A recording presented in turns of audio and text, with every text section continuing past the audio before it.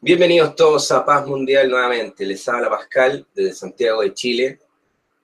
Tenemos hoy a Pablo Veloso, otra vez, porque la verdad es que ha sido muy grata la emisión y ya habíamos prometido a todos ustedes que íbamos a estar de nuevo por acá.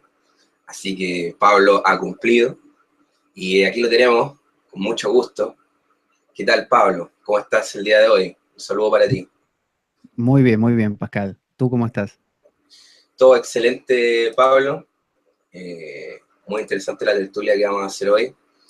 Así que todo bien. Le invito a todos los que van llegando a la emisión, que pueden compartir, que pueden dejar un comentario, a todas las personas que están ahí. Y bueno, Pablo, cuéntame más, ¿cómo estás hoy día? ¿Cómo te sientes? ¿Todo bien? ¿Todo excelente? Bueno, hoy es domingo, es un día de descanso pero bueno, siempre de una u otra manera uno está activo. Me gusta mucho a mí investigar, me gusta estudiar, me gusta aprender, así que siempre estoy dándole vueltas a algún libro. Como tengo libros así en formato digital, en lugar de empezar uno y acabarlo, hago eso que siempre cuento que es el avance en espiral. Es decir, en lugar de avanzar de inicio a meta, ¿no? Hasta el final con algo, voy avanzando por distintos frentes. Eso puede parecer un poco lioso, pero también abre bastante las perspectivas. Entonces suelo estar leyendo como 6 o 7 libros a la vez, pero que se entienda, no es que los leo concienzudamente, voy así Ya. como tocando distintas cosas. Y, y bueno, Fue a un la día de vez voy lectura. preparando. Fue un día de Son todos lectura. los días, todos los días míos son de lectura. Yo Mira, lo que hago, discúlpame, es que siempre lo cuento, uso audiolibros.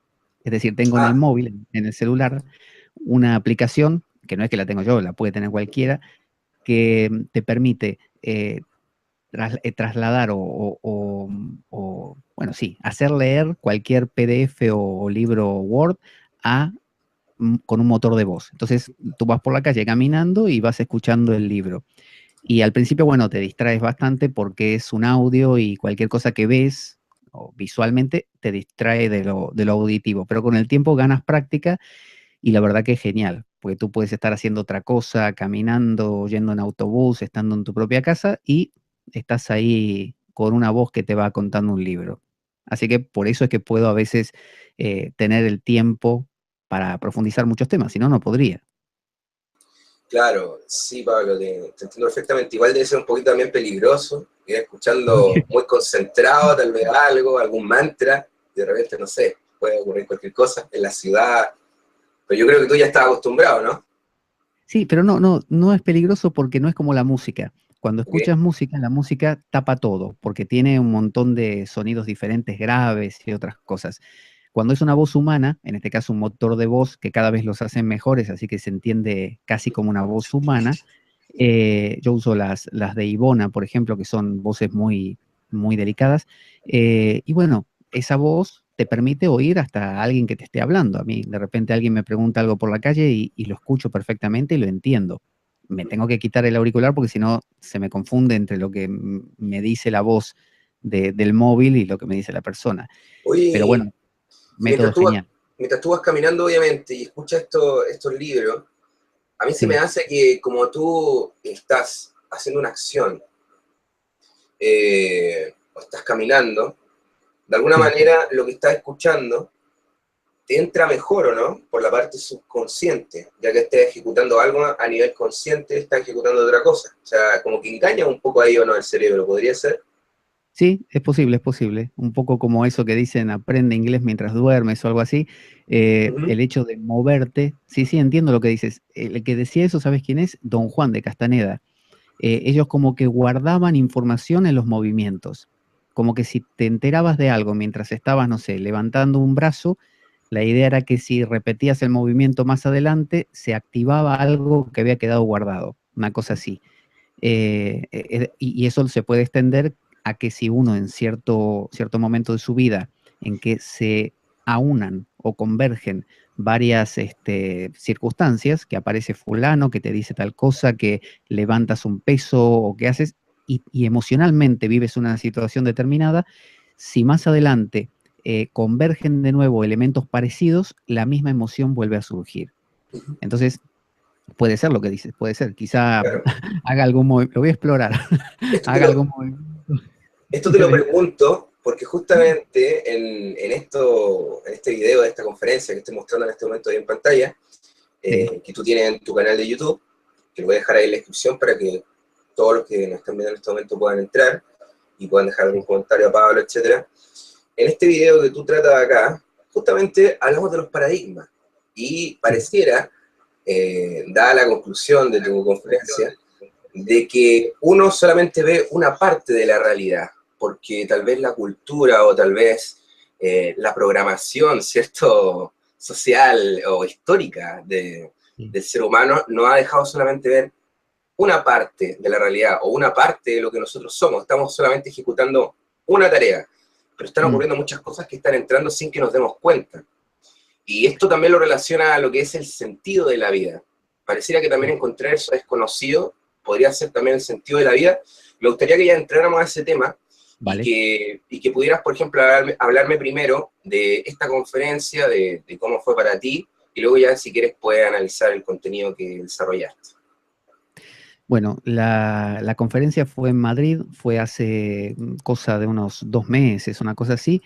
Se pudo hacer porque, bueno, por la colaboración de un oyente en particular, que es el que normalmente apoya estas iniciativas, porque, bueno, confieso que tengo una habilidad nula para lo que se trata de organización de eventos, convocatoria así personal de la gente, todo lo que tiene que ver con eso de llamadas telefónicas y contratar lugares y todo eso, soy muy torpe. Entonces, a veces aparece gente como, en este caso, este oyente que siempre me dice que no lo nombre, así que no lo voy a nombrar, pero que hizo posible todo, todo lo que se ve ahí, desde, no sé, desde la pizarra, desde este lugar que se pueda realizar, bueno, todo, el viaje.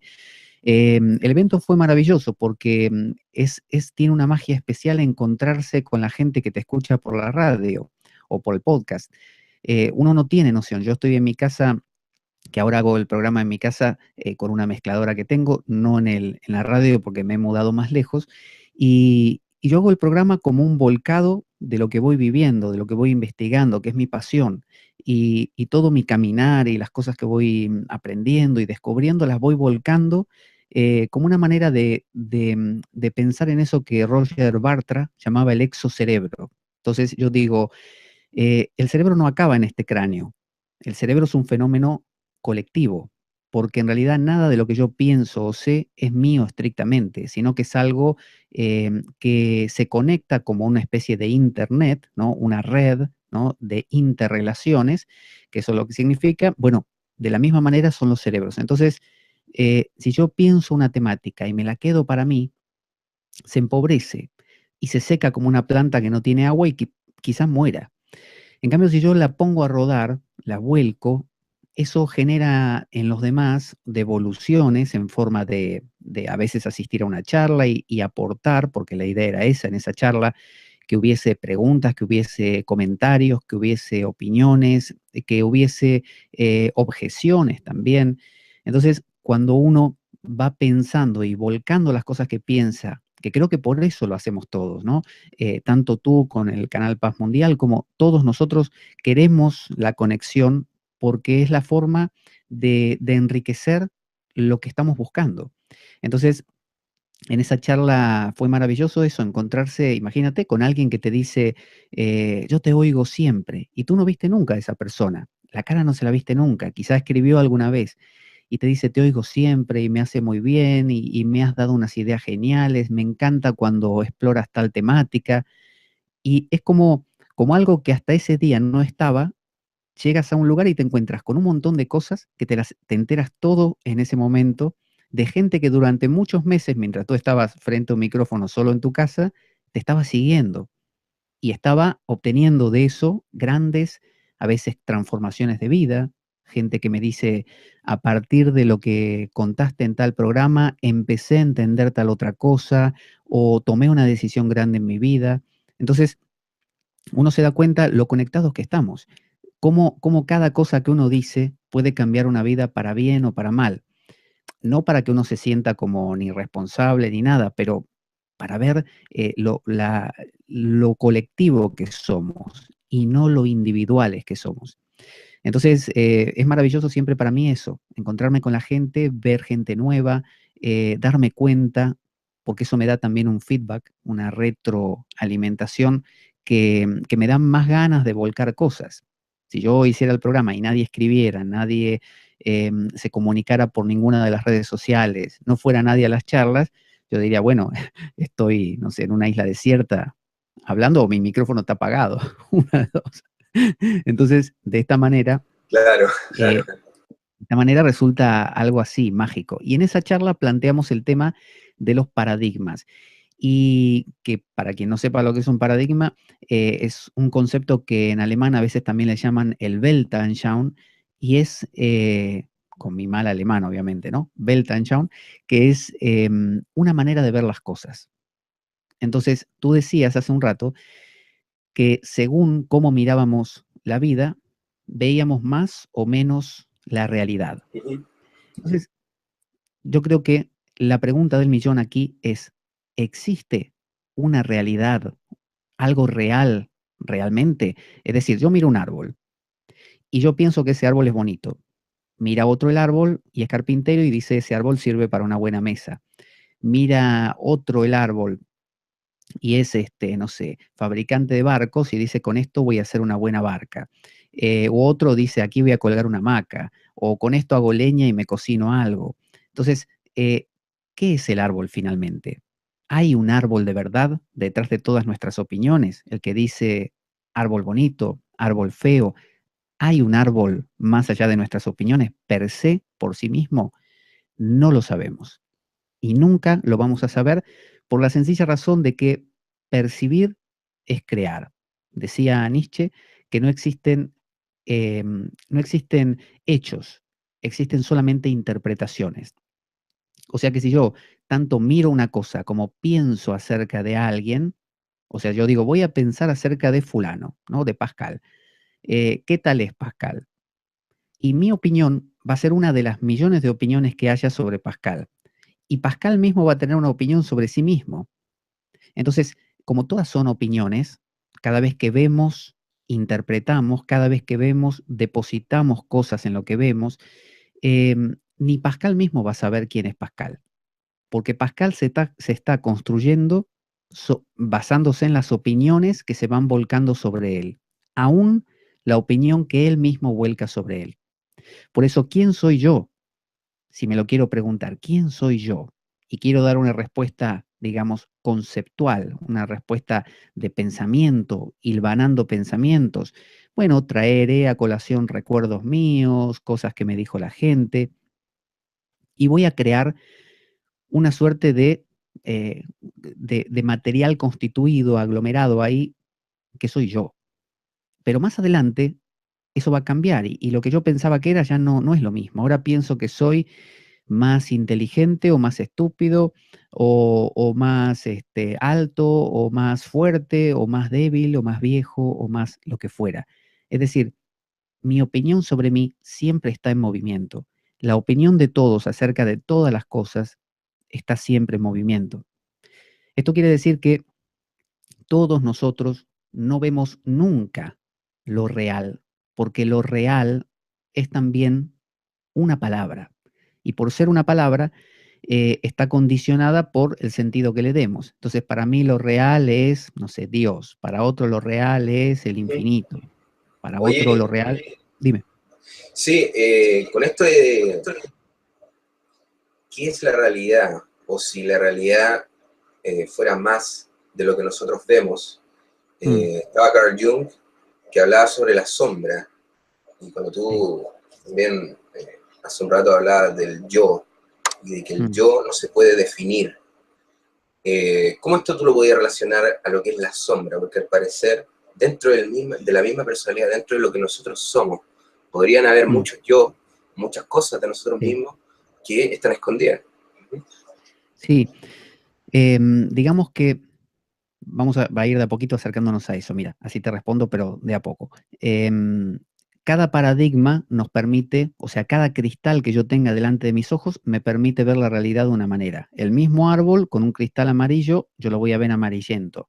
Otro que usa un cristal verde lo va a ver verdoso. Uno que utiliza un cristal negro lo va a ver casi como una sombra. ¿De qué va a depender lo que veamos? De nuestro cristal. Pero, sin embargo, hay una teoría que es teorías de la percepción, ¿no? Hay una teoría que dice que es la teoría del conocimiento aprehensivo, ¿no? Que nosotros aprehendemos, captamos la realidad, la agarramos.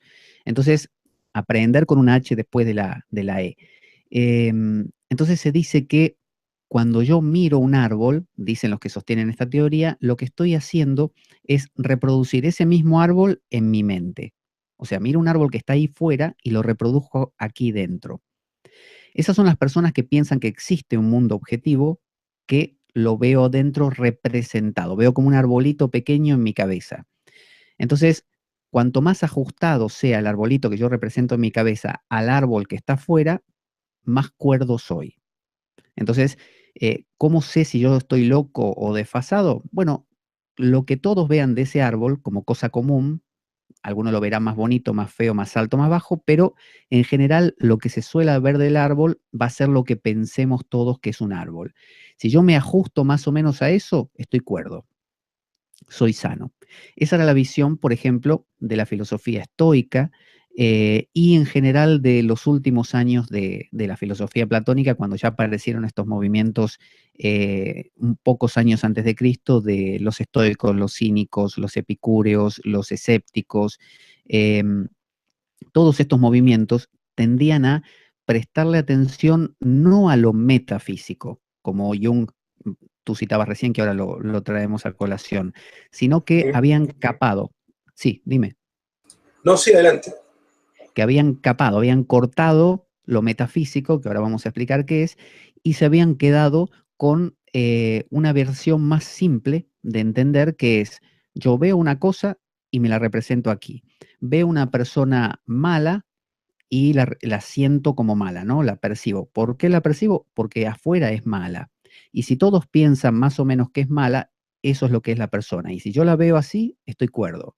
Si yo veo a la persona mala, la que todos piensan que es mala, como buena, yo estoy mal. Estoy desfasado, estoy loco. Entonces, toda esta filosofía y las que sostienen pensamiento similar se basan en tratar de forjar en las personas una manera de pensar lo más acorde posible con la norma, con la norma. Es decir, que si esa persona todos la entendemos como mala, decimos Hitler era malo, entonces se forja el carácter, lo que se llama el carácter, la personalidad, a través de enseñar, a través de Podría ser, ejemplos. es como una proyección. La mente, me he fijado que tiende a proyectar, ¿no? Que tiende a proyectar la realidad para poder estar viva, sentirse real. ¿Podría ser? Yo creo que sí, que ese es lo que sucede, pero eh, esa es la visión proyectiva toma en cuenta la subjetividad, mientras que esto que estoy planteando ahora es la visión más común que descarta bastante la subjetividad y tiende a pensar que pensamos objetivamente y que cuanto más objetivamente pensemos, más acorde a lo exteriormente real estamos. Entonces se trata de crear personas que están ajustadas a un punto de vista particular. Y por eso la filosofía, por ejemplo, estoica, cínica, epicúrea, tenía mucho que ver con cumplir normas morales, con la ética, lo que se llama el ethos, la ética, y con la epistemología, o el episteme, mejor dicho, que es el poner en práctica esto, en poner funcionamientos mentales que lleven a concreción esto. Es básicamente lo que se conoce como educación, educar a una persona. Ahora, si yo me convierto en alguien que estoy educado, que he forjado mi carácter, esto traducido quiere decir que estoy ajustado por completo a lo que se debe. Yo pienso que Hitler era malo y pienso que Kennedy era bueno, por ejemplo, ¿no? Entonces estoy ajustado, eso es lo que tengo que pensar. Eh, Eso se supone que me va a traer bienestar porque soy una persona coherente. Pero en el fondo voy a sentir siempre que algo me está faltando, que algo no está cuadrando ahí. me va a estar faltando una dimensión, que es la dimensión que se capó originalmente, que es la dimensión metafísica, la que está por encima, la que dice, cuando la incluimos, que nosotros no percibimos la realidad porque esté ahí afuera y la agarremos como quien coge una manzana, sino que la realidad ya existe en otro nivel más profundo, que no es el externo, no es un mundo externo, ese mundo de las ideas, por ejemplo, platónico, el mundo de las formas o el de los arquetipos de Jung, y nosotros participamos de ese mundo. Nuestra mente es como si tuviera una antena conectada a, por decirlo así, ¿no? De manera burda, a una gran emisora. Y esa emisora emite eh, esas formas posibles y por eso yo las puedo pensar. Entonces, esto crea una gran diferencia. La diferencia entre sentir que yo tengo un techo acá en la cabeza, pero un techo bien grueso, que no me conecta con nada, que me aísla de hecho, que es la visión de yo me ajusto, ¿no? Correctamente al mundo, veo las cosas como deben ser porque así son, así son. Yo soy simplemente un mero objeto que percibe las cosas, nada más, ¿no? Que las representa en su cabeza. Mientras que esta otra visión, la junguiana, por ejemplo, o la platónica, propone que hay algo más grande que yo, llámese el inconsciente colectivo, llámese Dios, llámese lo infinito, lo misterioso, lo que uno quiera. Eso, eso de alguna manera es mi versión sutil, más sutil que yo. Entonces, de ahí como que cuajan ideas que soy capaz entonces de percibir, de ver, como si fuera un mundo externo. No lo sé, no sé si hay un mundo externo, pero el hecho de pensar en esa posibilidad de algo trascendente da a mi vida sentido. Eso es el título que tenía esa charla. Da sentido, porque cuando uno simplemente es una especie de representador de la realidad en su cabeza, uno vive una vida muy corta, muy provincial, ¿no? Donde el horizonte de uno está como máximo en la punta de la nariz, no hay más. No hay dimensiones más sutiles en mi vida, hay solamente eso. Es como decir en términos teológicos, vivir una vida sin Dios. Es una vida donde sí, yo puedo tener mucho dinero, tener éxito social, no sé, que todos me aplaudan, comprarme muchas cosas, viajar, pero me va a faltar una sensación de grandeza, una sensación de dignidad, que la pierdo cuando solamente soy una cosa más aislada del mundo, de las cosas, ¿no? Y que tengo que ajustarme encima, y que tengo que esforzarme y que no sé por qué no me funciona. Es Esta decir, pérdida, esta sí, división, esta pérdida, esto de que nosotros vemos, que es lo que, bueno, nos deja, digamos, un poquito ciegos a la mm, hora de entender la realidad, porque al parecer, por lo que se decía en ese momento en la psiquiatría, también se generan las patologías. Se ha dicho también en la neurociencia que eh, cuando un cerebro domina al otro, mm, también no somos absolutamente todo lo que realmente somos. Entonces, este problemilla, ¿cierto?, que tenemos los seres humanos, eh, tú lo planteas con varios paradigmas, utilizando un sí, concepto muy científico. Estos paradigmas, tú hablas de un paradigma religioso, tal vez un paradigma moderno, científico, entre otros. mm, ¿Podrías, digamos, explicarnos un poquito de qué va eso? sí, sí, cómo no. Podríamos hacer una especie de camino histórico, por así decirlo, para poder como sumergir estos conceptos que estamos hablando en un patrón más de tiempo, para entender cómo se fue generando todo esto. Digamos que el hombre primitivo, por así decirlo, aunque no sabemos si antes del primitivo hubo alguien muy avanzado que acabó cayendo en primitivo otra vez, como ciclos infinitos, pero supongamos que ahí empezó, nada más. Entonces, el hombre primitivo, por lo que sabemos en cuanto a la historia de las religiones, tenía una noción de los dioses como algo ahí trascendente que estaba en los cielos, lejano a él mismo y al cual o a los cuales él tenía que contentar. Es decir, él se sentía como una especie de grano de arena pequeñito en un mundo donde había un dios o varios dioses creadores de todo, incluido él, del cosmos, del mundo, eh, y que como mucho él podía satisfacerlo y si lo satisfacía como correspondía, más o menos le perdonaban la vida y no sé, le daban 3 cabritos más. Pero él como ser humano no formaba parte de nada, era como eso, un grano de arena. Era una sensación de gran desvalimiento, pero a la vez una sensación de poca responsabilidad. Es decir, decía Jung que ese hombre no se preocupaba por su inconsciente. Es decir, él tenía que ir y matar a un tipo, iba y lo mataba y no sentía remordimiento, nada. No había esa autorreflexión dentro de sí.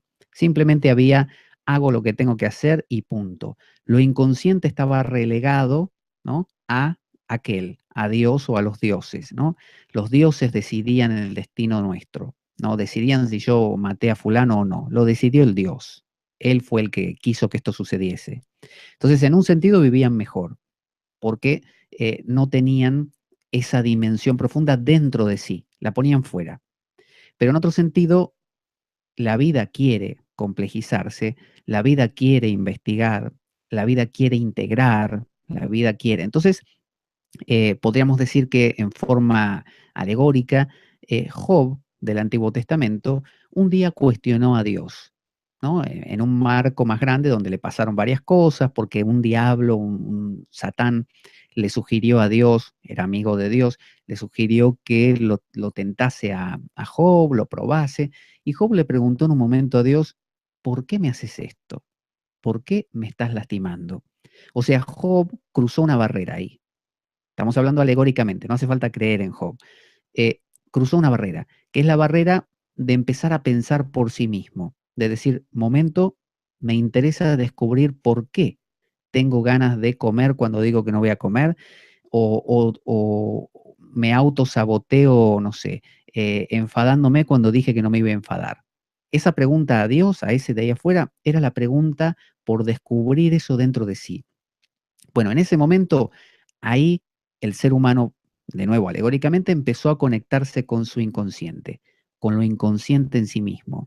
Ahí él empezó a sentir que él tenía una dimensión más profunda en su vida, ganó en sentido. Ahora su vida tenía sentido, ahora él es un ser mucho más amplio, creció.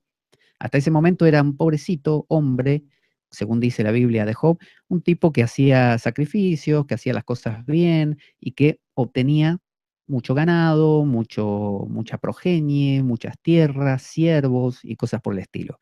Ahora no. Ahora enfrentó a Dios y la cosa cambió.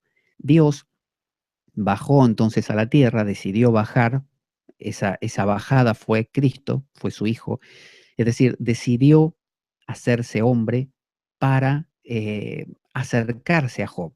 Es decir, lo inconsciente que antes estaba lejos, ahora vino a la tierra, se encarnó, vino a mí, ¿no? Esa dimensión ahora forma parte tuya, mía y de cualquier persona, está ahora, a la mano. Dice de hecho Jung que Lucifer, viste que en el Génesis de la Biblia y en el libro de Enoch, que es un libro apócrifo, que no figura en la Biblia, aunque en ciertas versiones está, decía que los ángeles, los famosos tefilín, habían descendido del cielo porque habían visto a las mujeres humanas y les gustaron, ¿no? Y se casaron con ellas, Sí. tuvieron hijos, los hijos, dice en el libro de Enoch, en el Génesis dice que se casaron y tuvieron hijos, en el de Enoch agrega que estos hijos eran grandes gigantes que comían gente, comían gente. Estos ángeles que bajaban le enseñaron a los humanos, a las mujeres también, les enseñaron a maquillarse, a depilarse las cejas, a cocinar, a hacer música, arte, ¿no? Es decir, pasó de ser el ser humano, un ser humano tosco, bruto, que solo tenía su consciente, su mente consciente y nada más, y no había remordimiento porque no había reflexiones, como un perro. El perro viene, te muerde, te puede lastimar la pierna y el O perro se sea, queda. el inconsciente y el consciente era lo mismo, digamos. Podríamos Aburrido. decir, o no se tocaban, o estaban como con una brecha muy grande entre ellos, no había conexión. Era vista como si, por ejemplo, aparecía una ira muy grande en una persona, era enseguida vista como un demonio que venía ahí afuera. Esa rama que se movió ahí era el demonio ese que que en lugar de sentirlo como me enfadé yo, lo veo como ese demonio ahí fuera me quiere atacar, ¿no? Vamos a conjurarlo con los rituales de nuestro libro sagrado. Es decir, había un objetivar, no un subjetivar. A partir de Job apareció, digo de nuevo, alegóricamente, no es que Job fue un tipo que vivió, vaya a saber, eh, a partir de ese momento ocurre un cambio donde el ser humano dice, no, momento, yo quiero a partir de ahora hacerme cargo de todos mis aspectos, de los más profundos también, de los más oscuros. Cuando descienden estos ángeles, lo que enseñan, que esto fue antes de Job, lo que enseñan, la época de Noé, lo que enseñan es el refinamiento. Es decir, cuando a ti o a mí nos enseñan más, ¿no? Por ejemplo, cómo fabricar tal cosa, cómo pulir la otra, cómo desarmar un reloj y volver a armarlo, te despiertan la inquietud por aprender minuciosamente las cosas, empezás a desglosar todo y a partir de ese momento te empezás a hacer preguntas. O sea, ¿quién soy yo? No se lo preguntaba el hombre de las cavernas. El hombre de las cavernas solo hacía rituales para congraciarse con el creador, punto. Y al creador normalmente no le importaba mucho el ser humano, ni al dios Yahvé, ni a Zeus, que cada tanto eliminaba a toda la humanidad y la volvía a crear. Entonces, cuando estos vienen y enseñan estas cosas, aparecen los hijos de los ángeles con las mujeres, eran gigantes que se comían a la gente. Es decir, cuando empezás a hacerte estas preguntas de Job, empezás a crear un demonio, empezás a crear un monstruo. Es decir, desde el momento en que te haces cargo de tu inconsciente, quema, es una patata ahí, una papa caliente, hay que aguantársela. Claro, es más fácil dejarle el trabajo a un dios, digamos. A un dios, claro. Claro. Hoy en día, Pero eso también del ritual, porque la manera en cómo te haces cargo es el ritual, sí. digamos. También, ¿no? La ofrenda al dios, ¿no? O sea, no hay algo también gratis. Claro, claro, sí, sí, sí. Por eso los dioses antiguamente tenían una participación mucho más objetiva. Había dioses que se aparecían. Hoy en día, salvo una aparición de la Virgen por ahí, no hay mucho de esto de los dioses viniendo, porque ahora se los interiorizó, se los introyectó. El ritual no deja de ser importante, siempre es importante. Todos tenemos rituales. Está el ritual de, no sé, del recién casado, está el ritual de la comunión, está el ritual de, no sé, de rituales de De pasaje la y misa, rituales de la misa, sí, sí, y rituales cotidianos sociales que nos indican, nos avisan que pasan cosas. Cuando te hacen la despedida de soltero, te están avisando, te casaste, metiste la pata. Es decir, hay algo que te cambió para siempre, ¿no? Te informa. Entonces el ritual siempre tiene su validez, pero es muy distinto hacer un ritual creyendo que la cosa está fuera y hacer un ritual sabiendo que la cosa en realidad está, no es que esté dentro de adentro de la piel, uh-huh. sino de que es yo también. Y cuando también en el Antiguo Testamento, no, en Génesis, se habla de cuando se come la manzana Eva y Mm, cuestiona, porque ve algo que está más allá. sí, sí. ¿Cómo sería eso? También hay algo parecido con lo que tú hablas de Job, con la alegoría de Job. Sí, sí, sí. Esa misma situación es una situación que se repite constantemente. Eva, si tú tomas a Adán y Eva, Adán era un tonto, básicamente. Adán se paseaba por ahí, no sé, comería algunas cosas, le ponía nombres a los animales, pero de ahí no pasaba. Era un tipo, no sé, estaría mirando fútbol todo el día. Eva no. Eva tenía ahí como un fuego de querer saber. ¿Y por qué comió? No, no era la manzana porque no dice manzana, era el fruto, ¿no? La Biblia no dice, más adelante se le puso manzana por fines didácticos, pero em, era un fruto. Entonces, ¿por qué eligió comer el fruto del conocimiento del bien y del mal? Porque le estaban ofreciendo conocimiento. Lo mismo que los ángeles que tuvieron relación con estas mujeres estaban ofreciendo conocimiento. Lo mismo que Job pidió, quiero saber, conocimiento. O sea que el conocimiento, o Lucifer, ¿no? Siempre es el diablo que tienta. Bueno, el diablo, separación, separar, eh, es separar. La ciencia, la palabra ciencia significa cortar, dividir. Entonces, ¿qué se gana con la ciencia, con la división, con la reflexión? Se gana mayor crecimiento, mayor comprensión de uno mismo, pero se pierde tranquilidad. Es decir, Se gana, alguien, se gana experiencia, digamos, ¿no? Podría ser.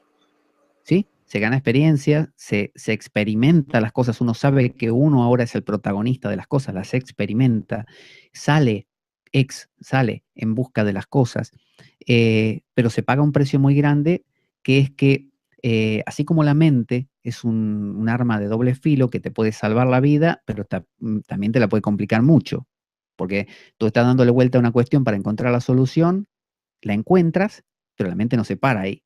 Empieza a decir, y bueno, pero ¿será lo mejor o no?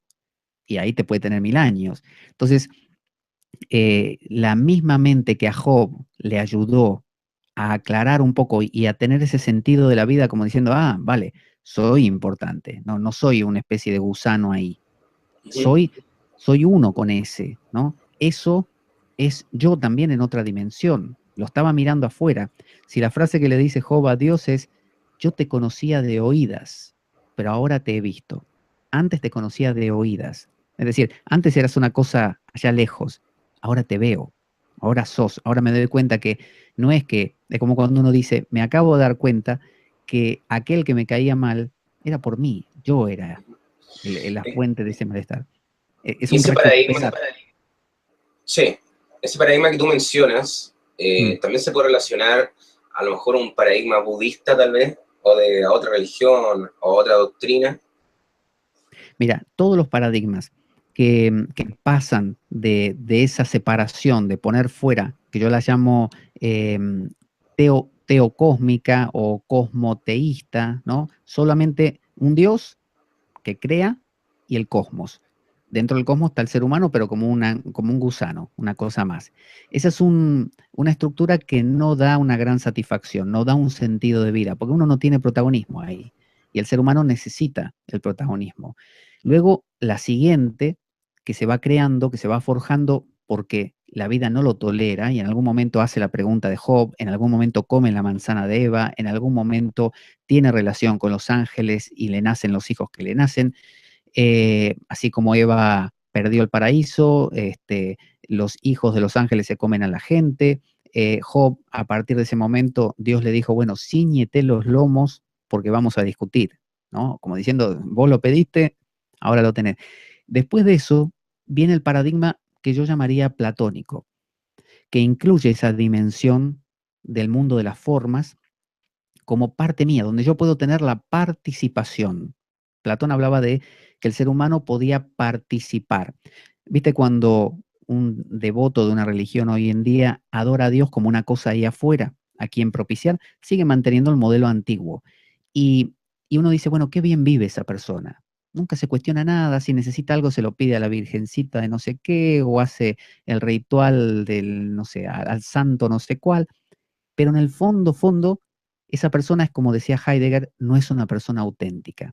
Es como si fuera un manzano que en lugar de crecer hasta manzano se quedó en plantita.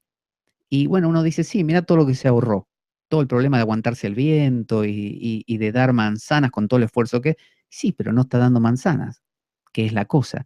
Entonces, el paradigma platónico de participar, ser un participante, un Job que cruzó la frontera y dijo, vení, yo quiero dentro mío eso, ¿no? Eh, que es el mismo de Jung, con sus arquetipos, y que como tú dices, es el que se encuentra en un budismo, en un Buda, que dice, como Job, yo no quiero ser uno más, que era lo que decía el Buda, no quiero estar bajo Claro, la tutela de dioses. Yo quiero, el antropos, el hombre, quiero entrar al nirvana. Yo quiero saber, ¿no? Y doy la vida por eso. Y así me muera bajo el árbol Bo, voy a alcanzar el despertar. así como Sea lo que Siddhartha emprendió el viaje también, ¿no? eso. Ujú. Es esa inquietud que la tienes tú, la tengo yo, la tiene todo ser humano de esto en el fondo no me cuadra. Pero claro, como nuestra cultura actual está basada en otro paradigma que ahora podemos citar, eh, no tenemos una herramienta propiciatoria que nos lleve, ¿no? Que nos dé los elementos para poder caminar en la dirección de esa participación con lo metafísico. No hay metafísica en nuestra cultura. Somos hijos de lo estoico, de lo cínico, que derivó en la ciencia. La ciencia, yo digo que es un formato que une el cosmos y el hombre. Antropocósmico sería, ¿no? Antropos, el hombre, cosmos. Analizamos el cosmos, miramos el cosmos, cuantificamos el cosmos, Muy lo interesante reparamos. eso, pero justamente lo que se ha generado en la sociedad con la ciencia, con el mundo moderno, obviamente sin desprestigiarla, porque, o sea, gracias a la ciencia hoy estamos charlando, sino que no nos ha entregado, digamos, o no ha quitado más bien, una parte de la realidad. Entonces, como que en vez de unirnos con el cosmos, también nos ha dividido un poquito, ¿no crees? Claro, yo pienso que es cíclico, es decir, primero aparecen estos Job, estas Evas, estas hijas de los hombres que tienen relaciones con los ángeles, esta inquietud de quiero conocer, quiero más. Y de ahí nace un modelo platónico, ¿no? Que puede ser el taoísta, puede ser el hinduista dramático del lila de Krishna, puede ser el cristiano con Jesús viniendo a la tierra y muriendo como un avatar con por los pecados del mundo y todo eso, o puede simplemente eso empezar a agotar a la gente y la gente decir, momento, hemos dicho que queríamos participar, queríamos comer la manzana, pero nos arrepentimos porque esto de participar de algo más es mucha responsabilidad. Yo quiero algo simple. Entonces vamos a cortar un poquito con eso que es tan incomprensible, ¿no? Yo no puedo entender lo que es Dios, lo que es lo misterioso, lo que son los arquetipos. Dame algo fácil, que yo pueda manejar, que sienta que yo, el antropos, tengo el control total. Bueno, matemos a Dios porque es un problema. Matemos al inconsciente. La psicología conductista, por ejemplo, intentó matar, o sea, fue la hija de la ciencia que intentaba deshacerse también de lo inconsciente, que después lo trajo de nuevo Freud, lo trajo de nuevo Jung, y poco a poco regresa, pero siempre en minorías. ¿Cuánto éxito tuvo el platonismo? ¿Cuánto éxito tuvo filosofías como el taoísmo? A la gente le gusta en China el confucianismo, pero no el taoísmo. El taoísmo es para minorías. En China se dice que cuando sos joven eres confucianista y cuando envejeces te haces taoísta. Es decir, las visiones profundas, el Vedanta, el taoísmo, el hinduismo, en sus versiones profundas, el cristianismo, de nuevo, místico, es para pocos, porque a casi nadie se aguanta la relación con algo que no comprende y con algo que te excede. Es como muy complicado, es como decir, no, no, quiero ser yo el ombligo del mundo. Entonces surge la ciencia que es antropocósmica. Cortamos lo de arriba, sentido de la vida. Ahora vivo una vida que siento que sí, domino, viajo a la luna, hablamos ahora por internet, genial, pero me falta una dimensión que he perdido en el camino. Entonces empiezan a ocurrir aquellas cosas de ir igualmente a buscarlo en alguna religión, y a veces está el científico que es súper científico y al mismo tiempo pertenece a una religión y uno dice, ¿cómo casa las dos cosas? Y no, no las casa, y es una esquizofrenia. Yo daba el ejemplo en la charla de la persona que durante toda la semana trabaja en la oficina bajo un paradigma estrictamente científico, con números y papeles y cuentas, y el fin de semana va al bosque a abrazar árboles como un druida celta, por ejemplo. Y se pasa el fin de semana así, en un taller, hablando con los duendes y los gnomos. Y el lunes tiene que ir a trabajar Claro. otra vez a un mundo otra vez que no cuadra con nada. Entonces, todos vivimos hoy, todos somos hijos de la ciencia, querrámoslo aceptar o no, y está muy metido en nuestros tuétanos el hecho de funcionar desde ese paradigma y que nos falte lo metafísico. Le tenemos miedo a lo metafísico, no lo queremos porque nos preocupa, porque no lo podemos nombrar. La idea de lo metafísico es que es normalmente secreto, incognoscible, por eso aparecen los cultos mistéricos, por ejemplo, las logias, ¿no? que pretenden mediante el ritual abrir a esa dimensión, o la psicología profunda. Pero cuando uno dice voy al psicólogo, normalmente busca al psicólogo que me resuelva un problema y seguir. No quiero que me diga, mira, vamos a ver tus sueños, a ver tu dimensión arquetípica, a ver míticamente qué te dice, no sé, el mundo de las formas. No nos interesa esto. Y luego mira, hay una deformación que es muy graciosa, que es lo que llamamos New Age, ¿no? Sí. La New Age yo la definiría como antropos, el hombre, y teos, Dios, ¿no? Es decir, es lo contrario, en lugar de el hombre y el cosmos, como hace la ciencia, y quitar a Dios, el New Age se especializa o se centra en incluir a Dios y borrar al mundo y quedarse el hombre y Dios, ¿no? Entonces, es como teoantrópica. Entonces, solo que con un acento muy grande en el antropos, en el yo. Entonces, tanto para la New Age como para la ciencia, el acento está en el hombre, porque la ciencia no encuentra un equilibrio con el cosmos. Es decir, la ciencia, si se le ocurre extinguir una especie, la extingue, porque creó plásticos o contaminantes, no le importa. Es decir, el acento está en mi bienestar como hombre por sobre la naturaleza en la ciencia, desgraciadamente. No hay ese respeto, no hay esa igualdad, ¿no? De hombre y naturaleza. Sencillamente porque falta lo metafísico. Entonces falta la sensación de no soy tan grande, soy parte de una cosa más amplia, ¿El ser humano soy... podría tener un resentimiento con el mismo planeta Tierra? Sí, sí, yo creo que es eso. Justamente cuando a ti te quitan, es como si tú fueras huérfano, ¿no? No supieras quiénes fueron tus padres, ni de qué nación eres, no sabes dónde naciste, te cuentan que todo fue una mentira, no sabes nada a partir de ahora. Bueno, tienes un resentimiento muy grande porque tienes una sensación de no pertenezco a ningún lado, ¿quién soy?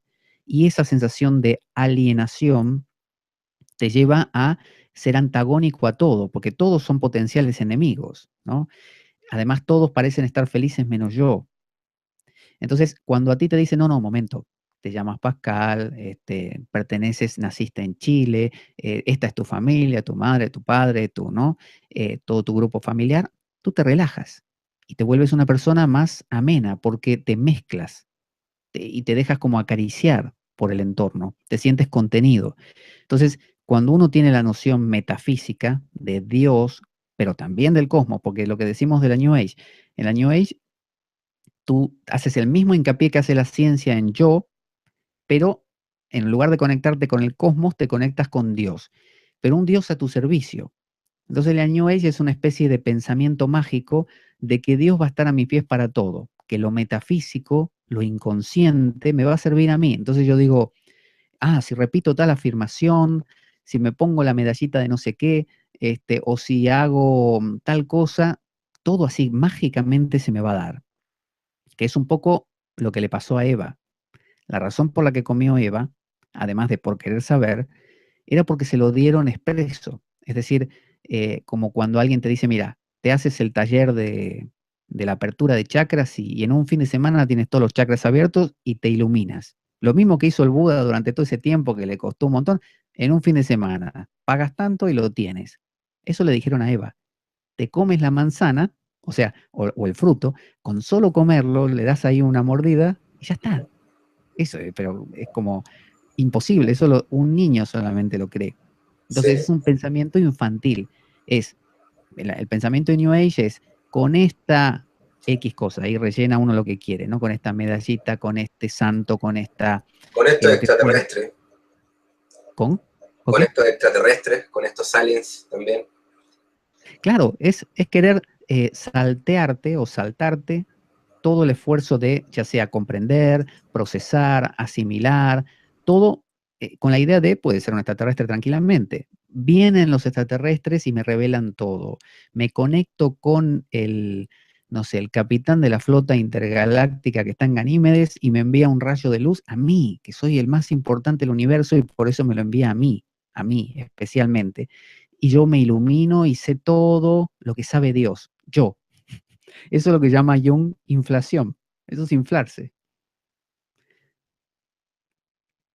Claro, tú en tu charla muestras también una especie de espiral, el Mm, cual cuando quitas las partes de la espiral y solamente dejas un bucle, una curva, que mm. sería como una Vesica Piscis, solamente vemos una parte de la realidad, eso representaría ese bucle que tú marcas ahí. O sea, esta curva de la espiral, nos Sí, limitamos en la curva de la espiral, y ¿por qué tú eliges representarlo con una espiral?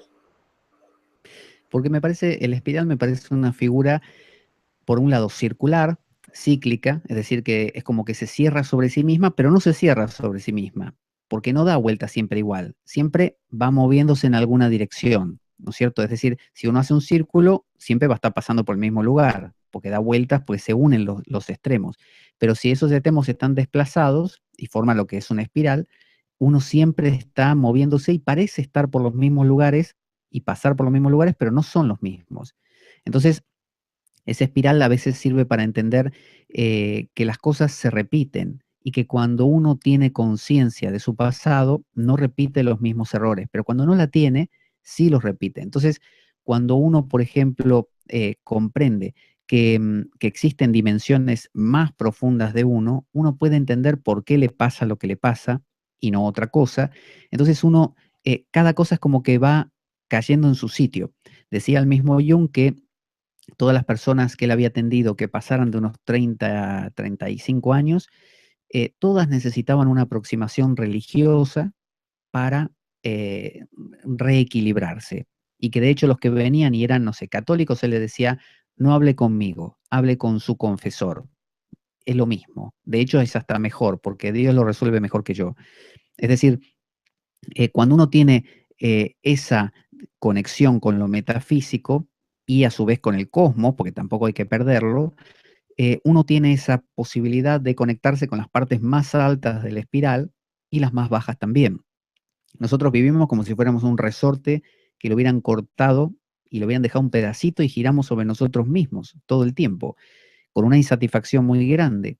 Hace falta eso, ampliar la cosa. Entonces uno empieza a ver lo que los hindúes llamaban los ciclos cósmicos, ¿no? Y uno empieza a darse cuenta, claro, el hombre de las cavernas veía a Dios así, o los griegos lo veían a Zeus de esa manera, y después vino Job, y después, según dice Jung, de nuevo, alegóricamente, Lucifer cayó a la tierra en el Renacimiento italiano. Mira qué afirmación extraña. Porque, sí, sí, porque Lucifer se entiende que es aquella parte que despierta, ¿no? Que te despierta, te moviliza, básicamente. Es la que hace a Eva que se movilice y que pierdan el paraíso, pierdan el mundo pleromático de ser como tontos y empezar a hacer camino al andar. Es el que más adelante pincha a Dios para que fastidie a Job y Job entonces pregunte. Entonces, en el Renacimiento del italiano hubo un cambio en la humanidad. A partir de ese momento, el hombre dijo, yo, el antropos, soy el centro del universo, como decía Protágoras, la medida de todas las cosas. Y apareció el hombre universal de Da Vinci, ¿no? Sí, Con los brazos abiertos, pero como diciendo, de Vitruvio, el hombre de Vitruvio, sí. sí, ese. Entonces, a partir de ese momento, el ser humano empezó a decir, yo, con mi intelecto, con mi razón, voy a conocer todo lo que haga falta, el universo, el Big Bang, la teoría de las cuerdas, con la razón, no necesito nada más. De hecho, le preguntaron hace poco a Neil deGrasse, no sé cómo se llama, el científico norteamericano que anda siempre ahí combatiendo a los religiosos, y él dijo, ¿qué es Dios? Y le dijeron, lo que no se puede comprender. Ah, dijo, bueno, es lo que la ciencia todavía no resolvió, ya lo va a resolver. Él tiene la idea, Ah, claro, del iluminismo, de que claro. la razón va a ser capaz de resolver todos los problemas.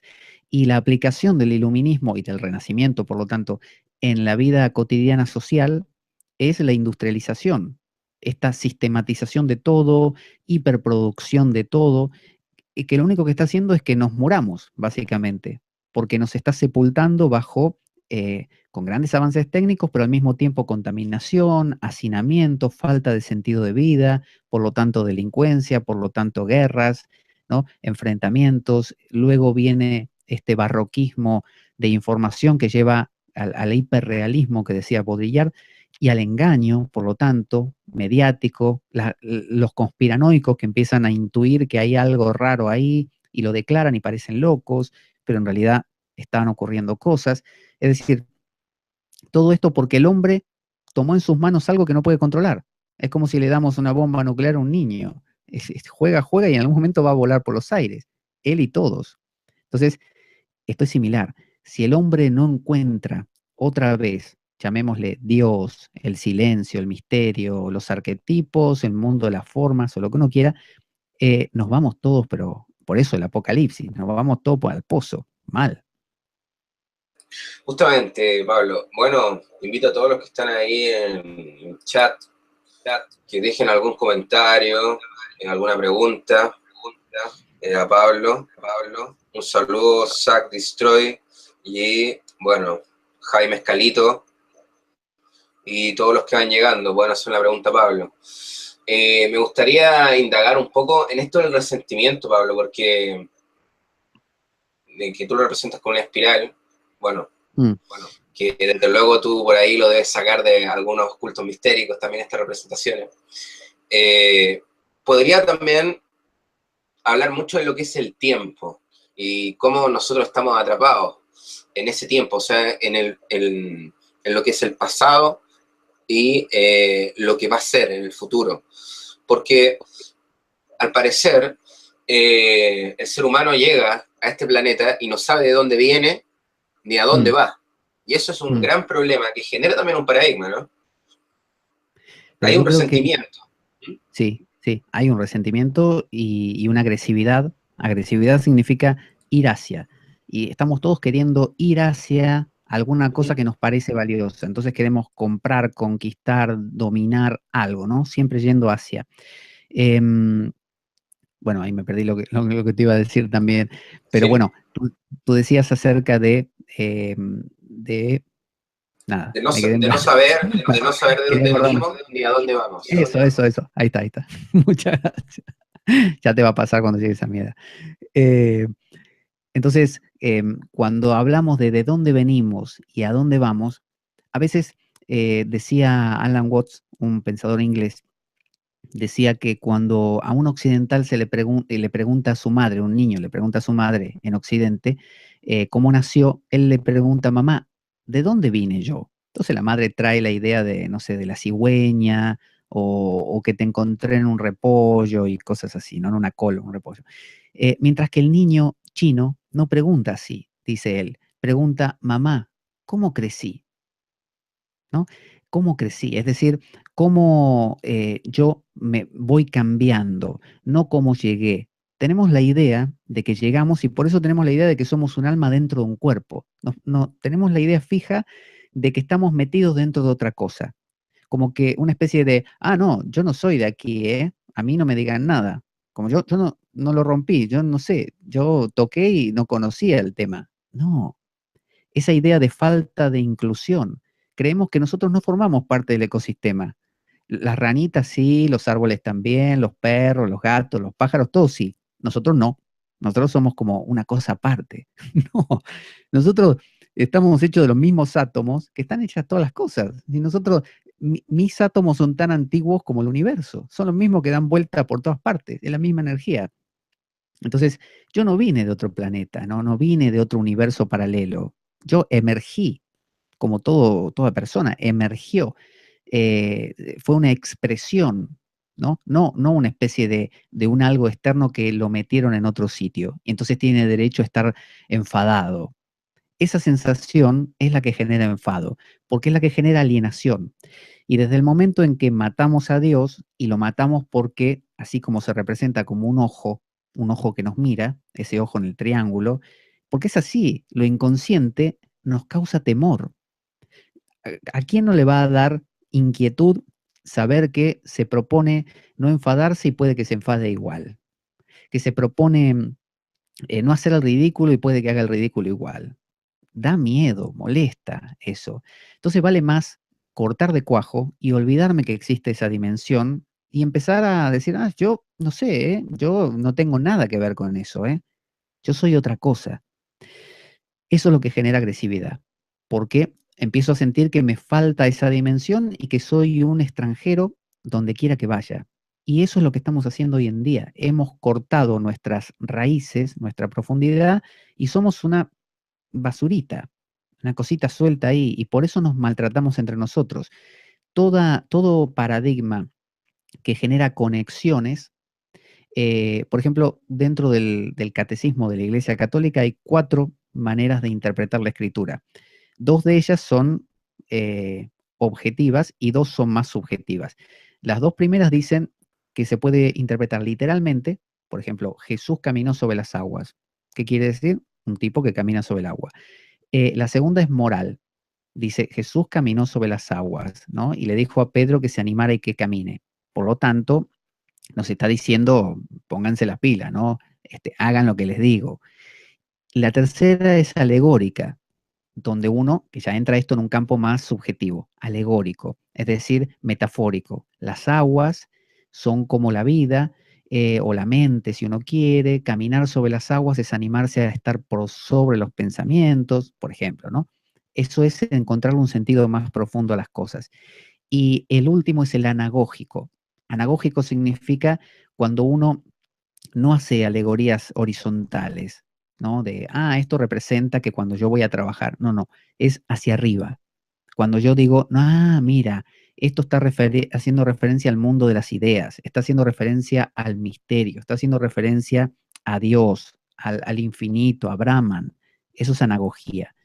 Cuando uno vive en un mundo de analogías que generan alegorías, ¿no? Una suma de analogías genera una alegoría. Cuando yo encuentro analogías entre las cosas y digo, así como yo cuando, no sé, me siento en una silla, descanso, así también cuando un país se hace de noche en su territorio, también descansa. Entonces, mi descanso es a mi cuerpo lo que el descanso de un país a sus habitantes.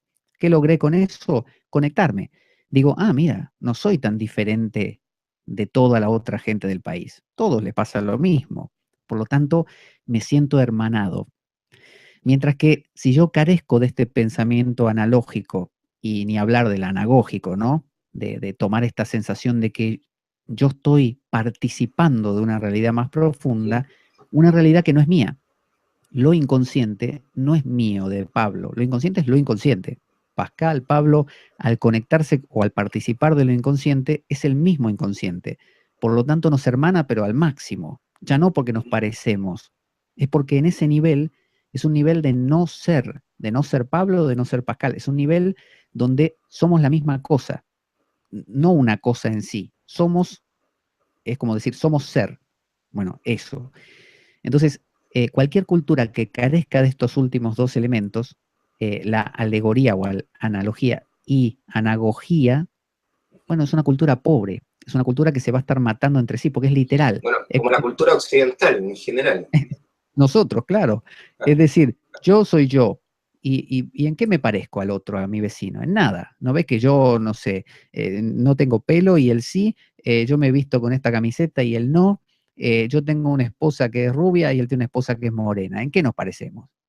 Ese es el tipo que genera separaciones, porque utiliza la ciencia, es decir, el pensamiento racional que cataloga.